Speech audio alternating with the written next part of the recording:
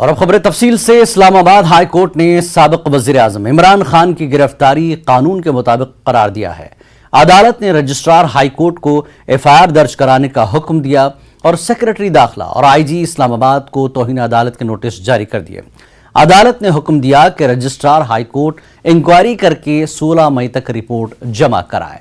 Islamabad high court के chief justice Aamir Farooq ने इमरान खान की गिरफ्तारी का नोटिस लिया था और केस पर फौरी समाअत की थी। इमरान खान को आज नेब की अदालत में पेश किया जाएगा। और वहीं पाकिस्तान के साबिक वजीर आजम इमरान खान की गिरफ्तारी के बाद पाकिस्तान की तशद्दुद फूट पड़ा है। पाकिस्तानी हुकूमत ने हालात पर काबू पाने के लिए मुख्तलिफ इक़दामात कर रही है।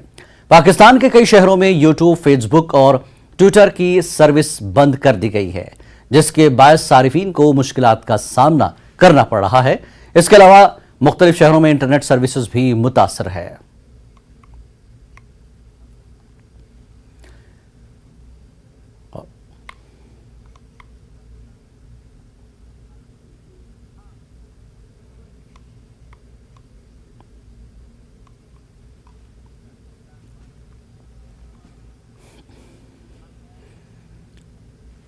सयाहती मकाम गुलमर्ग के दामन में वाक़े आबादी के लिहाज से सबसे बड़े गांव फेरोजपुरा में निस्फ दर्जन सुअरों की मौजूदगी से मकामी आबादी में जबरदस्त तशवीश फैल गई है।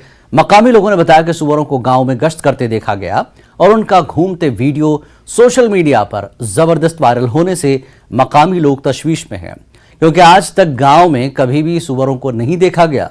मकामी लोग इस बात पर हैरानगी का इजहार करते हैं कि ये आए तो आए कहां से।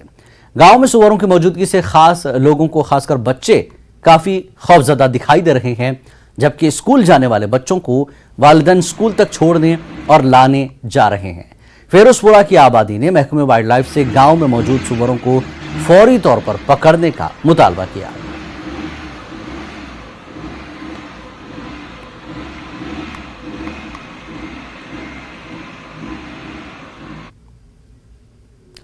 लद्दाख में करगिल तफरीही खेलों में माहीगिरी के मौके तलाश कर रहा है, जो कि खित्ते में एक एडवेंचर टूरिज्म के तौर पर फरोग पा सकेगा।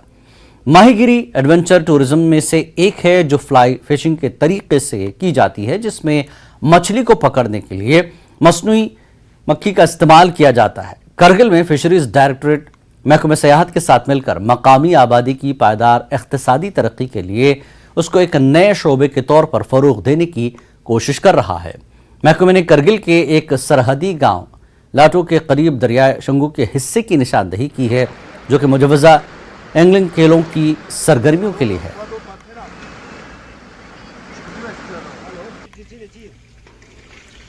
2021 में इसका कंस्ट्रक्शन शुरू किया था, जो कि लगभग 2022 में तैयार हुआ था। 22 में तैयार होकर लगभग अगस्त अक्टूबर की टाइम में हमने यहाँ सीड्स डाला था, लगभग 10,500 के करीब। तो इसमें गवर्नमेंट का भी बहुत बढ़िया रोल है और ये जो बनाया है PMOS के तहत बनाया हुआ है और इसमें फीड्स भी उनकी तरफ से मिला है, सीड्स भी मिला है काफ़ी, और गवर्नमेंट का काफ़ी इसमें रोल है। नहीं, आप भी देखो, हर कोई नौकरी के पीछे लग जाता है कि यहाँ से मिले या वहाँ से मिले। खुद का भी देखे और ख़ुद भी कम से कम दिमाग लाए, कहीं ना कहीं से कुछ निकले। जैसे कि मेरे ये ज़मीन जो है, इस पर बिल्कुल 10 रुपये का भी कुछ भी नहीं निकलता था। तो आज की डेट में कम से कम ये देखा जाएगा तो अगर ये तैयार हो, जैसे कि मछली तैयार हो जाती है, कम से कम इसमें 10 से 12 लाख रुपए का इसमें ये है। जहाँ तक हमारे लद्दाख का सवाल है, लद्दाख में आपको पता है, लद्दाख में बहुत से ऐसे मतलब वाटर बॉडीज़ है जिनको हम फिशरीज पॉइंट ऑफ व्यू से यूटिलाइज कर सकते हैं for the benefit of local population. अभी देखिए, यहाँ पे मेन जो हमारा एक्टिविटी फिशरीज में जो 2 मेन एक्टिविटीज़ होते हैं, एक होता है कल्चर फिशरीज, एक होता है कैप्चर फिशरीज। कैप्चर फिशरीज होता है जो नेचुरल वाटर बॉडीज़ में जो हम फिशिंग करते हैं, लोग जो फिशिंग करते हैं उसको बोलते हैं कैप्चर फिशरीज। जो कल्चर फिशरीज है उसको वो कल्चर फिशरीज वो होता है जिसमें हम जिसको एक्वाकल्चर बोला जाता है, जिसमें हम कंट्रोल कंडीशन में फ़िश को अपने तहवील में रख के, कंट्रोल कन्फाइंड एरिया में रख के अपने हिसाब से उसको कल्चर करते हैं, उसको बोलते हैं कल्चर फिशरीज। और जहाँ तक हमारा लद्दाख, पूरे लद्दाख हो या गती फॉर दैट मैटर गती करगिल या करगिल डिस्ट्रिक्ट है, उसमें कल्चर फिशरीज जो है वो ज़्यादा प्रेवलेंट है। वो क्यों? क्योंकि यहाँ आपको पता है करगिल रीजन जो है ये बड़ा विंटर यहाँ बड़ा हार्श होता है, और यहाँ पे आप देखिए यहाँ चश्मे बहुत है, स्प्रिंग बहुत है, मल्टी स्प्रिंग सोर्स है यहाँ पे। Whole district is criss crossed with spring water bodies. तो उस वाटर बॉडी को हम यूटिलाइज कर सकते हैं फिश कल्चर के लिए। मजहबी तंजीम के ताउन से all Ladakh tourist trade alliance ने लद्दाख में सयाहत के कारोबार में गैर मकामी सरमायाकारों पर पाबंदी लगाने का मुतालबा किया है। All Ladakh tourist trade alliance इमाम टूरिस्ट स्टेक होल्डर्स पर मुश्तमिल है, जिसमें hotel, guest house, tour operators, taxi और टेम्पो यूनियंस, बाइकर्स एसोसिएशन शामिल हैं। लद्दाख बुद्धिस्ट एसोसिएशन के सदर थुप्स्तान शिवांग की क़यादत में तमाम मजहबी तंजीमों ने मंगल को लेह में एक मुश्तरका प्रेस कॉन्फ्रेंस से खिताब करते हुए ये बात कही। All Ladakh tourist trade alliance के चेयरमैन पीटी गुंजांग ने इस बात का अदा किया कि all Ladakh tourist trade alliance मकामी लोगों के लिए सयाहत के कारोबार के तहफ़्फ़ुज़ के लिए पुरअज़्म है।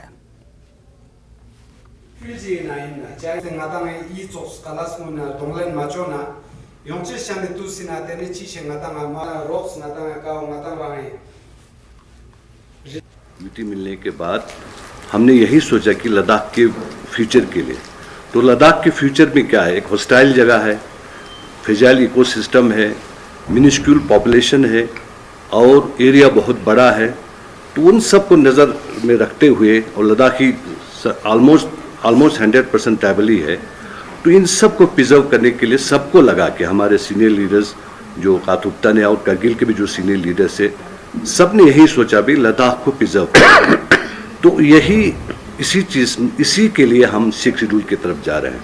तेने ngaje ngan ne phala tene ladakh sinanga ngata I philok ne ngata investment beka diring jipu manok 2011 ne awa tene ngata resolution thampok ji ngata ika khos no kana ngata ladakh si chosok sangma ladakh si shidi uskyong sangma ladakh si stakeholders sangme ladakh pe business po ladakh pe laga hi lose goes yakani ngata te resolution bo ngata thampok chik man thampok nis man thampok ji ngata पास जाते लोग ते फियांगे दिरिंग Ladakh travel trade alliance छोक्स ने छोस्तोक संगमा नंग आता फिलोक ने आता चामशिक शेचुसी दे होते संगमा ये थुकजे 6 जून या तना चोगातने दिरिंग का मशकुत तो किन नंग आता नंग यंपोतने पंचायत कोऑर्डिनेशन कमेटी इंडो ऑल ले नंबरदार्स एसोसिएशन इंडो ते संगमे तेने दिरिंग का नजे जालते निजे चामशिक ट्रैवल ट्रेड इंडस्ट्री नंग डेल युत का निजे स्टेक होल्डर युतो ngaje te shasang onchu ajalten chezuna ngethup chikrang tene ngeje rang skundu ne yuta ngan de phalanga ta te policy yotte no ina ngethup chikrang yang skya tene ngeje rangai salpo soste tene ngata ladakh kangpo tene ngonchu ajatte no ki ladakh sena tene ngata demba juna tourism industry wo tene ngata ladakh se manam cheshok bongta ngata yonges kap se ki ladakh se और खवातीन की national ice hockey team Delhi से लेह पहुंची। इस मौके पर secretary youth services and sports UT Ladakh के नुमाइंदे, लद्दाख खुद मुख्तार हिल डेवलपमेंट काउंसिल ले, joint director youth services and sports UT Ladakh, Ladakh winter sports club के मेंबरान, अहल खाना और रिश्तेदारों ने कौमी आइस हॉकी का पुरजोश इस्तकबाल किया। 20 रुकनी टीम ने हाल ही में बैंकॉक में हुई Asia Oceania ice hockey tournament में हिंदुस्तान की नुमाइंदगी की, जिसमें लद्दाख की खवातीन की आइस हॉकी खिलाड़ियों ने मुकम्मल नुमाइंदगी की। टीम में लद्दाख से 18 खिलाड़ियों ने नुमाइंदगी की। हिंदुस्तान को टूर्नामेंट के ग्रुप बी में रखा गया था, जहां एशिया और ओशियाना की 8 टीमों ने टूर्नामेंट में हिस्सा लिया। हिंदुस्तानी टीम ने किर्गिस्तान और कुवैत को शिकस्त दी और क्वार्टर फाइनल मैच में मलेशिया को 3-2 से शिकस्त देकर सेमीफाइनल तक पहुंची है। हिंदुस्तानी टीम 4थे नंबर पर रही है। बहुत खुशी की बात है कि आज हम ले एयरपोर्ट पे Indian ice hockey women ice hockey team जो थाईलैंड में एशिया ओशियाना कप को खेलने गए थे और वहाँ पे उन्होंने 4th पोजीशन पाया और उनको आज हम ले एयरपोर्ट पे वेलकम करने के लिए आए हैं। और बहुत खुशी की बात है कि इंडिया की टीम में जिसमें 20 प्लेयर्स होते हैं उसमें 18 प्लेयर्स हमारे लद्दाख से हैं। तो बहुत ही प्राउड मोमेंट है हमारे लिए और उनके लिए हमें आज वेलकम करने के लिए आए हैं। स्पोर्ट्स डिपार्टमेंट की तरफ से, LHDC ले की तरफ से और लद्दाख विंटर स्पोर्ट्स क्लब और सारे जितने भी आइस हॉकी सपोर्टर है वो यहाँ पे उनको वेलकम करने के लिए आए हैं। अभी रिसेंटली हम लोग थाईलैंड बैंकॉक में Asia Oceania women's ice hockey championship खेल के आई हूँ। हाँ, इंडिया ने 4th रैंक पे पहुँची है। टोटल उस टूर्नामेंट में 8 टीम ने पार्टिसिपेट किया है। Thailand, Singapore, Malaysia, UAE, Kuwait, Iran, 8 countries थे। फिर पहले वहाँ पे था 2 पूल था। इंडिया सेकंड पूल में था। फर्स्ट पूल में थाईलैंड, सिंगापुर, मलेशिया, यूएई था और हमारे पूल में इंडिया, ईरान, कुवैत और 4 टीम था। फिर हमारी टीम में हम दूसरे स्थान पे पहुँचे थे। National Institute of Urban affairs ने म्यूनिसिपल कमेटी लेह के ताउन से लेह शहर के लिए मौसमियाती एक्शन प्लान की तरक्की के लिए स्टेक होल्डर मशावरती इजलास का इनेकाद किया। इस मौके पर एग्जीक्यूटिव काउंसलर LHDC लेह, मुख्तलिफ महकमों के सरबराहान, MC लेह के सदर हल्के के काउंसलर और दीगर मुअज़्ज़िज़ीन मौजूद थे। इस प्रोजेक्ट के जरिए national Institute of Urban affairs Leh municipal committee के साथ मिलकर आबो हवा और तवानाई के पुरअज़्म वादों को अमली जामा पहनाने में ताउन करेगा। न्यूज़ 18 लद्दाख से बात करते हुए सदर MC लेह ने बताया कि लेह में म्यूनिसिपल और GCOM के दरमियान मफाहमतनामे पर दस्तखत किए गए हैं। हिंदुस्तान में GCOM ने 5 शहरों के लिए माहौलियाती एक्शन प्लान तैयार करने के लिए NIUA के साथ काम किया है। उन 5 शहरों में कोलकाता, पुणे, लेह, जूनागढ़ और जामनगर शामिल है। आज हमारे लेह में एक क्लाइमेट एक्शन प्लान पर हमारा स्टेक होल्डर का मीटिंग हो रहा है। आपको ये बता दूं कि लेह म्यूनिसिपल कमेटी ने ग्लोबल कन्वेंशन ऑफ मेयर्स के साथ एक MOU साइन किया था लास्ट जुलाई में। तो ये National Institute of Urban Affairs की टीम यहाँ आई हुई है। ये जो National Institute of Urban Affairs एक ऑर्गेनाइजेशन है, they are the think tank है Ministry of Housing and Urban Development department Government of India का। तो अक्रॉस दी का ये ग्लोबल एक ऑर्गेनाइजेशन है, बहुत सारे कंट्रीज क्लाइमेट इश्यूज़ पर काम कर रहा है। तो इंडिया में 20 शहर को उन्होंने चुना है, MOU साइन किया है। तो उसमें से 5 सिटीज़ का उन्होंने क्लाइमेट एक्शन प्लान बनाने के लिए उन्होंने चूज़ किया है और ले उनमें से एक है। बाकी आपका कलकत्ता है, पुणे, जामनगर है, बॉम्बे है। अब इसका क्या ख़ास मकसद है? पहले तो डाटा कलेक्ट करके ये पता लगाना कि हमारे लद्दाख में, लेह में कार्बन का फुटप्रिंट कितना है, कार्बन इमिशन कितना होता है, चाहे वो कोल से हो, डीजल से हो या आपका और भी सोर्सेज से हो। तो ये एक एक्शन प्लान अभी इसके बाद भी एक स्टेक होल्डर मीटिंग और होंगे। तो उसके बाद एक बाज़ाब्ता हम लोग लेह के लिए एक एक्शन प्लान बनाएंगे। और यहां रुकेंगे एक छोटे से ब्रेक के लिए। ब्रेक के बाद फिर हाजिर होते हैं।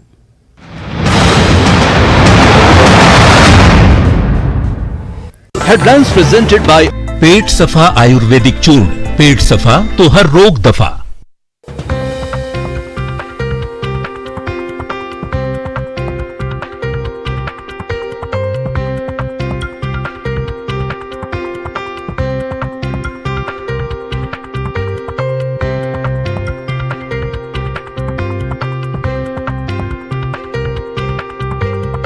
हेडलाइंस प्रेजेंटेड बाय पेट सफा आयुर्वेदिक चूर्ण। पेट सफा तो हर रोग दफा।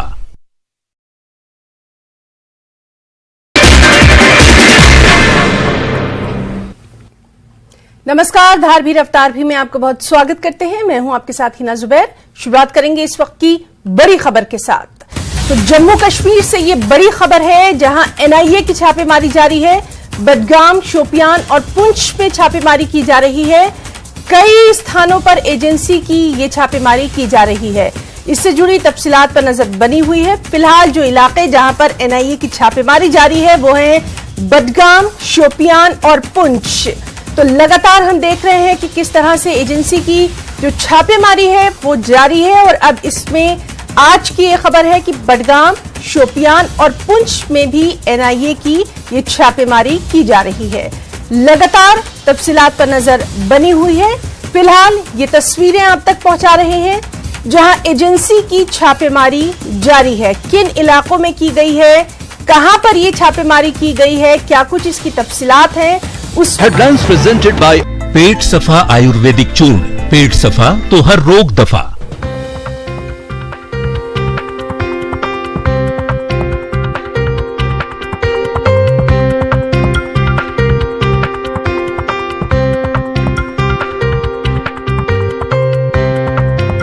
हेडलाइंस प्रेजेंटेड बाय पेट सफा आयुर्वेदिक चूर्ण। पेट सफा तो हर रोग दफा।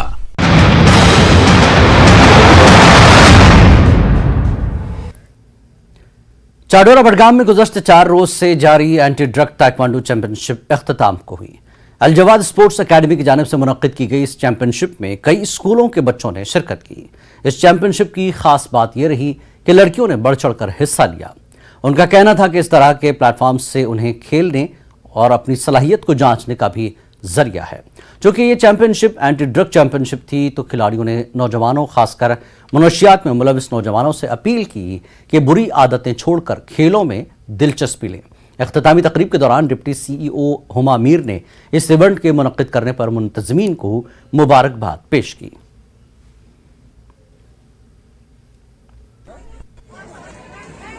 सर मुझे बहुत अच्छा लगा इस इवेंट में पार्टिसिपेट करके, और जो भी बच्चे हैं वहाँ, खास करके गर्ल्स, मैं उनको बोलना चाहती हूँ कि आप भी इसमें पार्टिसिपेट करें, क्योंकि सेल्फ डिफेंस आजकल हर इंसान के लिए जरूरी होती है। और मुझे इस इवेंट में पार्टिसिपेट करके बहुत अच्छा लगा, और क्योंकि ये हमारी फिटनेस, मेंटल हेल्थ और हेल्थ फिटनेस दोनों का ख्याल अच्छे से रखता है।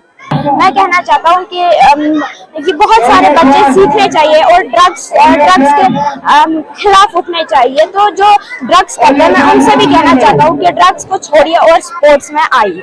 मैंने पार्टिसिपेट किया, मैं बाकी लड़कियों को यही खबर देना चाहती हूँ कि आप भी पार्टिसिपेट करें, इसमें आपका भी दिल लगेगा। ये बहुत अच्छी गेम है ताइक्वांडो, ये बहुत अच्छी गेम है। इससे हमें ये फायदे मिलते हैं, हेल्थ फिटिंग्स रहती है इससे। इट्स अ प्रेस्टिजियस इवेंट और ऑनर फॉर द फीमेल्स कि फीमेल स्टूडेंट्स को अब हर चीज में पूरी तरह से जितनी उनकी मेल्स की पार्टिसिपेशन है उतनी पार्टिसिपेशन फीमेल्स की है। हम देख रहे हैं कि इस वक्त इस जो सिनेरियो है, इस वक्त स्पेशली मैं जम्मू कश्मीर की बात करूंगी कि हर चीज में फीमेल्स आगे हैं। एकेडमिक्स ले लें, पोजीशंस में भी आगे हैं, स्पोर्ट्स में फीमेल्स पीछे रहने वाली नहीं है। और हम लोग भी जो एकेडमिशियंस हैं, हम हर इवेंट में स्पेसिफिकली इक्वल पार्टिसिपेशन फीमेल्स की इन्वॉल्व करते हैं। और हमारे female students they are so much enthusiastic and excited, वो हर चीज में बढ़। और हाल ही में रिलीज होने वाली फिल्म द केरला स्टोरी ने जबरदस्त तब्दीली, मजहब और लव जिहाद पर एक नई बहस छेड़ दी है। ये फिल्म केरला में होने वाले सच्चे वाकयात पर मबनी है। इसी जाविये से इसका कश्मीर वादी से भी काफी ताल्लुक है। साल 1967 में श्रीनगर शहर में मुबीना लव जिहाद का पहला केस रिपोर्ट हुआ था, जिसके बाद कश्मीरी पंडित कम्युनिटी ने जबरदस्त एहतजाज किया था। पेश जम्मू से समीर भट्ट की रिपोर्ट।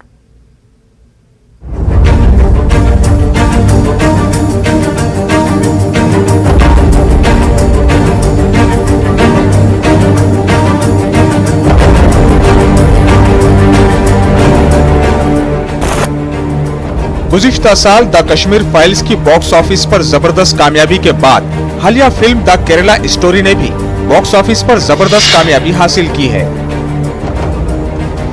ये फिल्म केरला के मुख्तलिफ इलाकों से ताल्लुक रखने वाली 3 नौजवान लड़कियों की कहानियों को बयान करती है, जिसमें बुनियादी तवज्जो शालिनी की कहानी पर है, जिसे अगवा किया जाता है और बाद में इस्लाम कबूल कराया जाता है। इसके बाद शालिनी को बुनियाद परस्त बना दिया जाता है और फिर उसे एक दहशतगर्द के तौर पर दाइश में शामिल होने पर मजबूर किया गया। ये सिर्फ केरला में ही नहीं बल्कि जम्मू कश्मीर में भी इस तरह के केसेस पाए गए हैं। इस किस्म का पहला केस 28 जुलाई 1967 को उस वक्त सामने आया जब कश्मीरी पंडित खातून परमेश्वरी हंडू, जो श्रीनगर में हुकूमत के ज़ेरे इंतजाम अपना बाजार में सेल्स नुमाइंदा थी, ने अपने मुसलमान साथी गुलाम रसूल से शादी की थी। 8 रोज पहले कश्मीरी पंडित खातून ने इस्लाम कबूल करके नया नाम परवीन अख्तर रखा था। मोहब्बत की शादी ने रियासत में एक तूफान बर्पा कर दिया था।